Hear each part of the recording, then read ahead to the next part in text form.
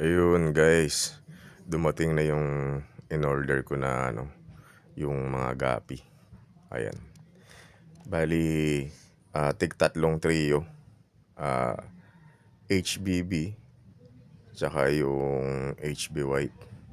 Ayan, or HBW na pastel. Ayan.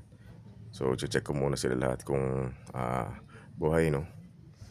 So, ayan. Goods naman silang lahat. So, ngayon, i-acclimate ko muna sila.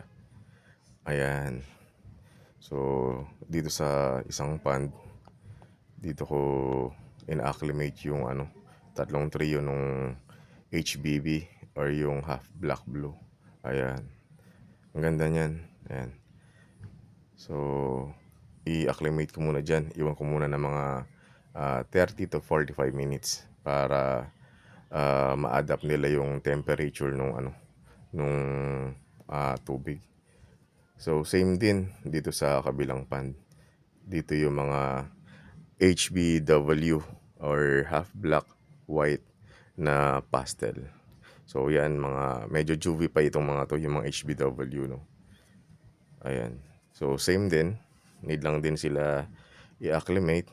Ayan, para ma-adapt nila yung temperature. So, nilagay ko nga pala sila sa viewing tank. Ayan. Ang gaganda talaga nitong HBB na to.